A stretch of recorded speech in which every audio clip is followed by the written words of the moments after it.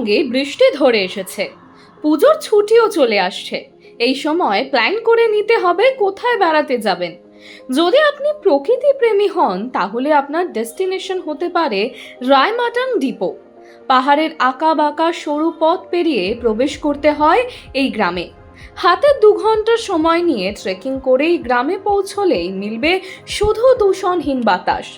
এই গ্রামের নাম রায়মাটাং ডিপো। এখানে এখনো তেমন পর্যটকের ভিড় নেই, সেই অর্থে ভার্জিন বলা যেতেই পারে। বক্সা পাহাড় সম্পর্কে আর কতটুকুই বা জেনেছে পর্যটক? প্রকৃতির অপরূপ সৌন্দর্যে ঘেরা বক্সা কোনো রহস্যের চেয়ে কম না। বক্সা পাহাড়ের অজানা এক গ্রামের নাম রায়মাটাং ডিপো। আলিপুরদুয়ার জেলার পর্যটন মানচিত্রে দখল করেছে এই জায়গাটি। চাইছেন এলাকার বাসিন্দা, আপনাকে স্বাগত জানানোর জন্য অপেক্ষা করছে ডুয়ার্সের এই অচেনা গ্রাম। ভূগোল বলছে ডুয়ার্সে আছে মোট 14টি গ্রাম, তার মধ্যে 8 থেকে 9টি গ্রামের সঙ্গে পর্যটকরা অনেকেই পরিচিত, কিন্তু এই গ্রাম এখনো বেশ নির্জন। বক্সা পাহাড়ের 14টি গ্রামের মধ্যে একটি গ্রাম রায়মাটাং।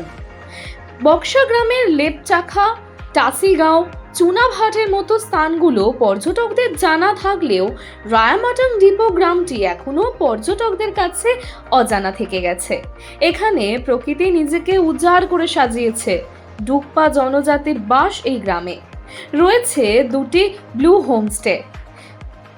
ভুটান পাহাড়ে ঘেরা এই স্থানের প্রাকৃতিক দৃশ্য মন কাড়বে সকলের, এই বলে দাবি করেছেন এলাকার বাসিন্দারা। ফলে এই গ্রামে পর্যটকদের আনাগোনা নেই বললেই চলে। এলাকাবাসীদের মতে কোলাহল দূষণের হাত থেকে কিছুদিনের জন্য মুক্তি পেতে চাইলে তাদের গ্রামে আসতেই হবে। এখানে হাওয়া কথা বলে সকলের সঙ্গে। তাদের বিশ্বাস কেউ যদি একবার আমাদের গ্রামে আসে তিনি আরও একবার আসতে চাইবেন এই গ্রামে। পাহাড়, ঝর্ণা, জঙ্গল আর পশু পাখির এক অনন্য জগৎ এই গ্রাম। মানুষের পাশে, মানুষের সাথে আমরা আছি এই বাংলাতে। আপনারা দেখছেন সংবাদ শিরোনাম।